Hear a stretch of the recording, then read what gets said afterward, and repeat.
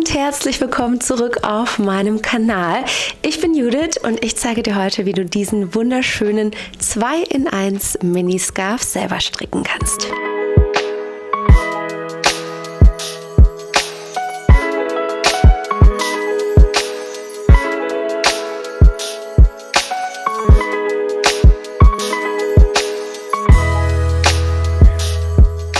Seit dem Sophie-Scarf sind diese kleinen Minischals wohl nicht mehr wegzudenken und deswegen freue ich mich unheimlich, dir heute mein Design vorzustellen, nämlich den JJ Miniscarf No. 1. Diese kleinen Tücher sind super praktisch, weil man sie einfach überall mitnehmen kann, ohne dass sie viel Platz brauchen, halten aber ganz wundervoll warm und sind ein echter Eyecatcher. Das Besondere bei meinem Design ist, dass ihr es auf beiden Seiten tragen könnt. Es sind nämlich zweimal unterschiedliche Muster, die aber auf beiden Seiten wunderschön aussehen.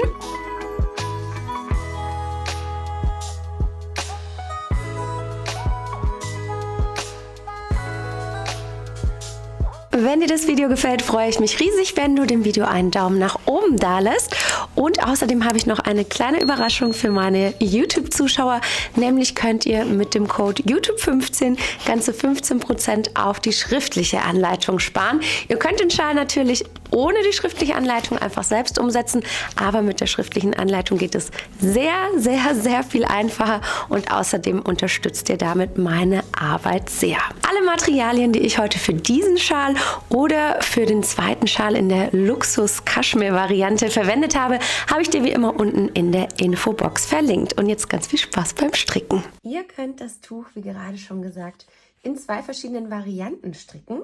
Nämlich einmal, und das ist die günstigere Variante, mit der Brigitte Nummer 2 von Lana Grossa.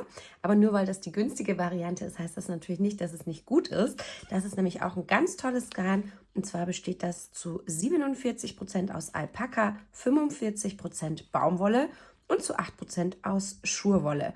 Und hier haben wir bei 50 Gramm 140 Meter. Also wirklich ein schönes Garn. Und das Tolle bei diesem Garn ist eben, dass ihr nur ein Knäuel für das gesamte Tuch benötigt. Und das gibt es in super, super vielen schönen Farben. Also ich habe jetzt hier eine schlichte Farbe gewählt, das ist die Farbe 15, aber das gibt es in einer riesigen Farbpalette. Oder alternativ, wenn ihr wirklich ein kleines Luxusteilchen haben möchtet, dann könnt ihr das auch aus der Cashmere Light stricken. Die Cashmere Light ist, falls ihr die noch nicht in der Hand hattet, wirklich das weicheste Garn, was es gefühlt auf der Welt gibt. Also meiner Meinung nach, ich hatte zumindest noch nie was Weicheres in den Händen. Und das besteht zu 88% aus Kaschmir, zu 12% aus Polyamid. Und das gibt es ebenfalls in ganz, ganz, ganz, ganz vielen tollen Farben. Ich blende euch mal ein, aus welcher ich das jetzt gemacht habe. Aber das war auch sicherlich nicht das letzte. Da werden noch ein paar folgen. Die Kaschmir-Variante ist natürlich etwas teurer. Aber ich kann euch versprechen, es lohnt sich so, so sehr. Also es ist wirklich ein Traum. Ich verspreche euch, ihr wollt das Tuch dann nie wieder ausziehen. Und ich habe euch natürlich auch hier nochmal oben die Wolle verlinkt. Und in der Infobox findet ihr natürlich auch nochmal alle Sachen, die ich euch heute zeige. Falls ihr mit dem Handy online seid, dann könnt ihr einfach unten neben dem Titel steht mehr. Und wenn ihr da draufklickt, dann öffnet sich die Infobox. Und dann brauchen wir natürlich noch passende Nadeln. Ihr könnt da entweder einfach Rundstricknadeln verwenden in der Nadelgröße 5 und am besten mit einem 80 cm Seil. Oder alternativ, und so mache ich das, dann geht es ein bisschen schneller, ein bisschen einfacher, einfach mit 2 Nadeln aus einem Nadelspiel, ebenfalls in der Stärke 5 mm. Ich stricke ein bisschen locker, deswegen mache ich das mit 5 mm. Falls ihr aber sehr feste strickt, dann könnt ihr das auch mit 6 mm machen. Ansonsten könnt ihr natürlich auch einfach mal testen, wie es euch besser gefällt, mit welcher Nadelstärke. Ich blende euch hier auch nochmal meine Maschenprobe ein. Wir schlagen uns jetzt erstmal 3 Maschen an. Also 1, 2, 3. Und dann stricken wir jetzt die erste Reihe und in dieser Reihe stricken wir alle Maschen rechts. Und bei rechten Maschen dran denken, der Faden liegt da immer hinter der Arbeit und dann stricken wir alle Maschen rechts ab. Dann kommen wir zur zweiten Reihe und hier arbeiten wir auch schon mit unseren Randmaschen. Und zwar heben wir uns die erste Masche immer wie zum Linksstricken ab, heißt der Faden liegt vor der Arbeit und wir stechen von rechts nach links, also wie zum Linksstricken durch und heben uns die Masche einfach nur hier über. Und jetzt machen wir anschließend einen Umschlag und der funktioniert so, dass wir diesen Faden von vorne nach hinten über unsere Nadel legen. Also ganz wichtig, immer richtig rumlegen, von vorne nach hinten über die Nadel. Den könnt ihr euch dann so ein bisschen festhalten, dass er nichts runterrutscht. Und dann stricken wir anschließend die mittlere Masche hier links ab. Dabei Faden vor der Arbeit. Und anschließend kommt wieder ein Umschlag, wieder von vorne nach hinten über die Nadel legen. Und die letzte Masche ist auch eine Randmasche. Die stricken wir ebenfalls rechts ab. Jetzt haben wir also 2 Maschen zugenommen durch diese 2 Umschläge. Dann drehen wir uns die Arbeit wieder um und kommen zur Reihe Nummer 3.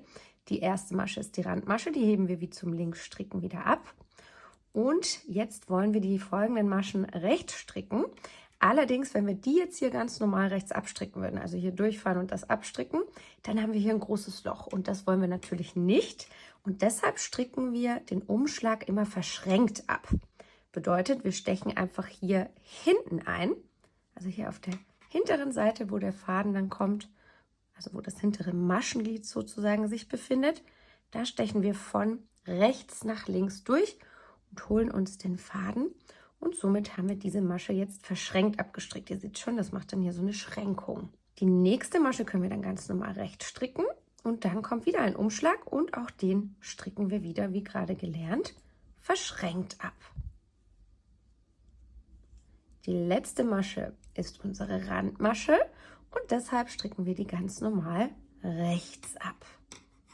Dann kommen wir zur Reihe 4 und hier heben wir uns wieder die Randmasche links ab.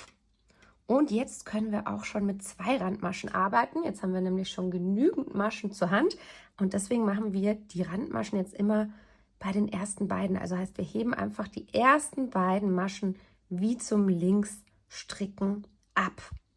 Und die mittlere Masche, die können wir dann auch wirklich ganz normal links abstricken. Und die beiden letzten, die nehmen wir wieder als Randmaschen, die stricken wir dann ganz normal rechts ab. Also jetzt haben wir insgesamt schon 2 Randmaschen und dabei bleiben wir jetzt bei dieser Anleitung auch. Es folgt Reihe Nummer 5 und zuerst heben wir uns wie immer unsere Randmaschen ab, also 1, 2 und anschließend können wir die mittlere Masche rechts abstricken und dann folgen nochmal 2 Randmaschen, also auch wieder rechts. Wir kommen zur Reihe 6 und die 6. Reihe ist wieder eine Zunahmerunde. Wir wollen nämlich in jeder 4. Reihe zunehmen. Also erstmal kommen ganz normal unsere Randmaschen und nach den Randmaschen machen wir einen Umschlag, also wieder von vorne nach hinten über die Nadel und die mittlere Masche, die stricken wir links ab. Anschließend folgt wieder ein Umschlag und unsere beiden Randmaschen. Jetzt haben wir also wieder 2 Maschen zugenommen, können uns das Ganze umdrehen und dann folgt die 7. Reihe. Wir heben wie immer die ersten 2 Maschen wie zum Linksstricken ab und dann wollen wir die ganzen Mittelmaschen rechts stricken, aber denkt daran, die Umschläge, damit wir kein Loch bekommen, stricken wir wieder rechts verschränkt ab. So, verschränkt abgestrickt. Die nächste ganz normal rechts und dann kommt wieder ein Umschlag und den stricke ich auch wieder verschränkt ab. Und die letzten beiden sind unsere Randmaschen, die stricken wir sowieso wieder rechts. Wir drehen unsere Arbeit wieder um, stricken wieder unsere Randmaschen und jetzt sehen wir das auch schon ganz gut. Wir sind auf der linken Seite, also bedeutet, wir stricken jetzt die nächsten 3 Maschen links ab. Die letzten beiden machen wir dann wieder als Randmaschen rechts. Und dann kommen wir auch schon zu unserer 9. Reihe und auch hier wie immer die Randmaschen erstmal arbeiten. Dann stricken wir die nächsten 3 Maschen hier rechts ab. Also immer bis zu den letzten 2 Maschen einfach, weil das sind dann wieder unsere Randmaschen. Die stricken wir wie gewohnt rechts. Und dann kommen wir jetzt auch schon wieder zu unserer nächsten Zunahmereihe. Die machen wir, wie gesagt, alle 4 Runden. Heißt, wir haben erstmal unsere 2 Randmaschen, dann kommt ein Umschlag. Dann stricken wir die nächsten Maschen links, bis noch 2 übrig sind. Da kommt dann wieder ein Umschlag und die letzten beiden machen wir wieder rechts. Und wenn wir uns das dann umdrehen, dann starten wir wie immer mit unseren Randmaschen. 1, 2. Denkt daran, die Umschläge verschränkt abstricken. Das geht manchmal ein bisschen friemelig, aber haltet euch das einfach so ein bisschen fest. Mit den Nägeln kann man oft ganz gut ein bisschen nachhelfen. Dann rechts verschränkt abstricken und dann wieder alle Maschen rechts bis zu unserem nächsten Umschlag. Den stricken wir wie immer rechts verschränkt ab. Und dann wieder die letzten beiden Maschen rechts. Ich würde sagen, wir machen noch ein paar Reihen zusammen, aber ich glaube, das Schema ist jetzt schon relativ klar. Und am besten habt ihr natürlich die schriftliche Anleitung zur Hand. Mit der geht es nämlich super einfach. Da könnt ihr alles ganz genau nachlesen und kommt auch nicht durcheinander. Könnt euch auch super eine Strichliste dazu machen, damit ihr eben auch immer wisst, in welcher Reihe ihr gerade seid. Ich habe das extra sehr ordentlich ausgeschrieben, damit ihr da eben ganz einfach mitkommt. Aber wie gesagt, jetzt machen wir nochmal zusammen weiter. Drehen wieder um, machen unsere beiden Randmaschen wie immer zum Linksstricken einfach nur abheben. Dann stricken wir alle Maschen links ab, bis dann am Ende noch 2 übrig sind. Das sind nämlich unsere Randmaschen und die stricken wir wieder rechts ab. Und wie gesagt, ich weiß, das ist jetzt vielleicht alles ein bisschen schnell, aber mit der schriftlichen Anleitung geht es dann wirklich einfach und ich bin mir sicher, ihr könnt das einfach schaffen. Jetzt kommen wieder unsere Randmaschen und dann sehen wir schon, wir sind auf der rechten Seite, also alle Maschen rechts bis auf die letzten 2. Und die stricken wir in dem Fall natürlich auch rechts. Also, da haben wir unsere Randmaschen auch rechts gestrickt. Das machen wir natürlich immer. Ich meinte jetzt mit in diesem Fall, weil wir ja auf der rechten Seite sind, geht es auch weiter mit rechten Maschen. Und dann drehen wir uns die Arbeit wieder um. Und jetzt kommt wieder eine Zunahmerunde. Aber erst machen wir unsere 2 übergehobenen Maschen. Und dann folgt unser Umschlag von vorne nach hinten über die Nadel legen. Die nächsten Maschen links, bis noch 2 übrig sind.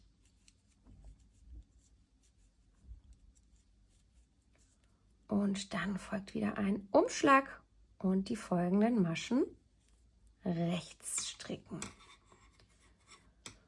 Und in diesem Schema geht es jetzt einfach weiter, bis wir dann unsere gewünschte Breite erreicht haben. Ihr könnt das dann natürlich so stricken wie in der Anleitung vorgegeben. Oder wenn ihr es gerne breiter oder nicht so breit haben möchtet, dann macht ihr es einfach so, wie ihr es gerne haben wollt. Und so sieht die fertige Spitze jetzt aus.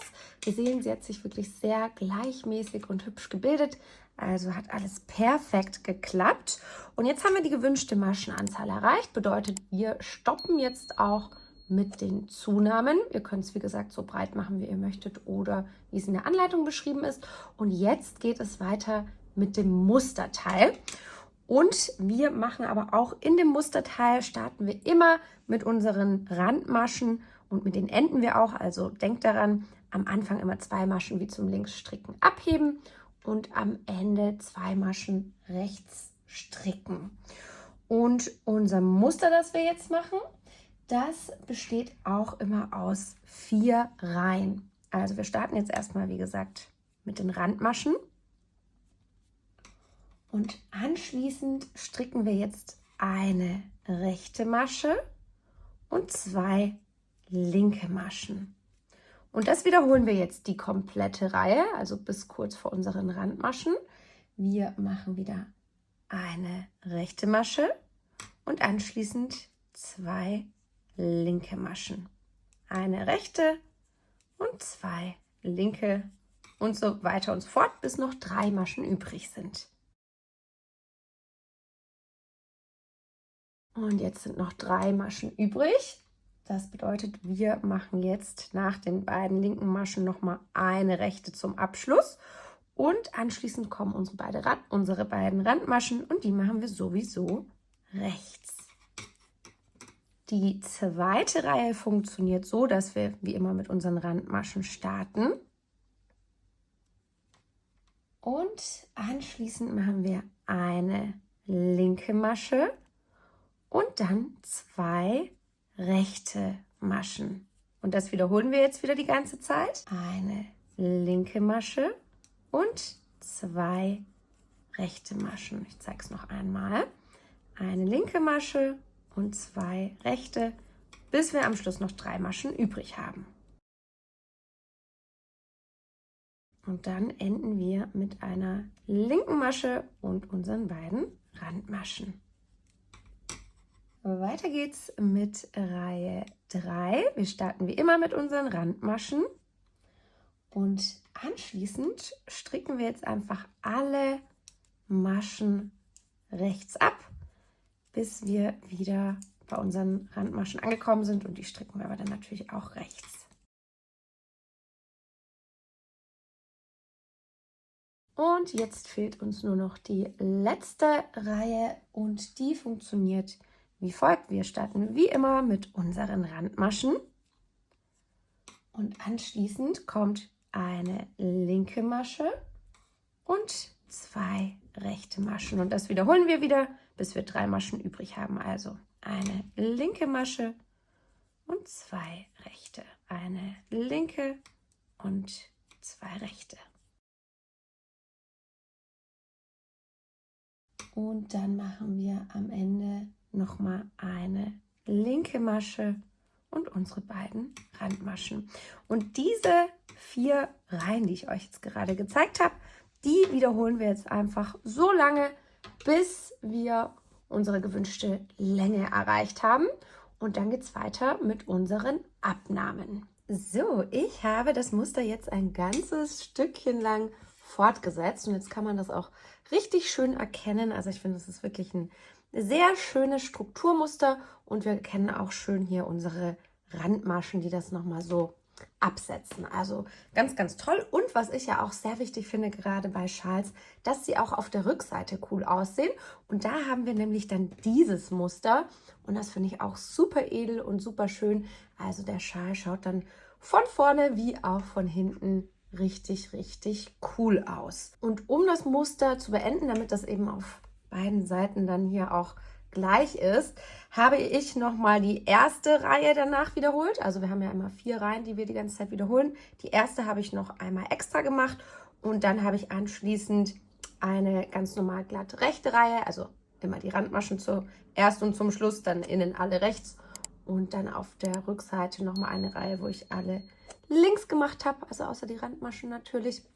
Und jetzt geht es weiter mit unseren Abnahmen. Wir wollen ja jetzt genauso wie am Anfang, da hatten wir ja hier die Zunahmen, wollen wir jetzt auch wieder so ein Dreieck bilden und das machen wir diesmal mit Hilfe von Abnahmen. Wichtig ist, dass wir jetzt wieder auf dieser Musterseite sind. Also das ist unsere Rückseite und das ist die Vorderseite. Und dann zeige ich euch jetzt, wie wir die Abnahmen arbeiten. Und zwar starten wir wie gewohnt, wie immer, mit unseren beiden Randmaschen. Und dann wollen wir jetzt eine Abnahme machen und zwar wollen wir die so nach links neigen und das geht so, dass wir die erste Masche hier einfach wie zum Rechtsstricken abheben. Also heißt, wir stechen da ein wie zum Rechtsstricken, als würden wir die rechts stricken. Wir stricken sie aber nicht, sondern wir heben sie einfach nur hier rüber auf die rechte Nadel. Und die nächste Masche, die stricken wir jetzt tatsächlich auch rechts. Und dann fahren wir durch die abgehobene Masche, also diese zweite auf der Nadel, fahren wir von links nach rechts durch und heben sie uns jetzt über die eben gestrickte einfach nur drüber. Und somit haben wir jetzt eine Abnahme, die sich so nach links neigt. Habe ich euch hier auch nochmal ein ausführliches Video dazu aufgenommen, damit ihr das ein bisschen genauer anschauen könnt, wenn euch das hier jetzt zu schnell geht. Und die restlichen bis 4 Maschen übrig sind, stricken wir jetzt alle einfach rechts ab. Und wenn dann noch 4 Maschen übrig sind, dann machen wir unsere nächste Abnahme. Wir wollen nämlich mit diesen 2 die Abnahme machen und die letzten 2 sind natürlich wieder unsere Randmaschen. Und diese Abnahme, die soll sich jetzt nach rechts neigen. Und deswegen stricken wir jetzt einfach die beiden Maschen gemeinsam rechts ab. Also einfach durch beide gleichzeitig durchfahren, gleichzeitig abstricken. Und so haben wir jetzt eine nach rechts geneigte Abnahme. Und die Randmaschen wie immer rechts. Wir wollen diese Abnahmen jetzt natürlich auch wieder in jeder 4. Reihe machen, einfach damit es dann genauso ist wie bei unserem Anfang auch. Und jetzt folgt wieder eine Rückreihe, also Randmaschen, dann alle Maschen links. Und die Randmaschen natürlich wieder rechts. Und dann folgt wieder eine Reihe auf der Seite. Also hier wieder die Randmaschen links abheben, dann alle Maschen rechts und auch die Randmaschen wieder rechts. Und dann kommt jetzt noch eine Reihe ohne die Abnahmen. Hier machen wir wieder linke Maschen und die Randmaschen rechts. Und jetzt kommen wir auch schon zu unserer nächsten Abnahmereihe. Wie gesagt, machen wir wieder alle 4 Reihen. Und da zeige ich euch jetzt nochmal, wie die Abnahmen funktionieren. Wir starten wie immer mit unseren beiden Randmaschen. Und jetzt wollen wir eine nach links geneigte Abnahme. Und das machen wir, indem wir die nächste Masche wie zum Rechtsstricken abheben mit Faden hinter der Arbeit.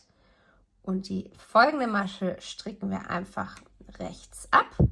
Und dann heben wir die nur übergehobene Masche über unsere gestrickte drüber. Und somit haben wir jetzt wieder eine nach links geneigte Abnahme. Und jetzt stricken wir wieder alle rechts, bis noch 4 übrig sind. Und jetzt wollen wir eine nach rechts geneigte Abnahme. Und dafür stricken wir die kommenden beiden Maschen einfach gemeinsam auf einmal rechts ab. Und somit neigt es sich dann nach rechts. Ich glaube, ihr habt das Prinzip jetzt wieder ganz gut verstanden. Wie gesagt, ansonsten in der Anleitung ist wirklich jede einzelne Reihe ganz genau beschrieben. Also das hilft wirklich sehr, den Überblick zu behalten. Ansonsten könnt ihr jetzt einfach hier mit den Abnahmen fortfahren in jeder 4. Reihe. Und wenn dann irgendwann es nicht mehr geht, dass noch 2 Randmaschen reinpassen, dann macht ihr natürlich wieder nur noch eine, so wie wir es am Anfang ja auch hatten. Und ihr macht das Ganze so lange, bis ihr nur noch 3 Maschen übrig habt. Und dann zeige ich euch gleich, wie wir unser Tuch beenden. Meine Spitze neigt sich langsam dem Ende zu und ich möchte euch jetzt mal ganz kurz zeigen, wie wir das dann machen, wenn wir nur noch 5 Maschen auf der Nadel haben. Wir machen dann nämlich eine etwas andere Abnahme, weil sonst würde das ja hier nicht mehr reinpassen. Und zwar machen wir erstmal wieder eine Randmasche und anschließend heben wir uns jetzt die nächsten beiden Maschen, also diese 2, einfach wie zum Rechtsstricken, also fahren durch beide durch, als würden wir die zusammen abstricken, machen wir aber nicht, sondern wir heben die einfach auf die andere Nadel über.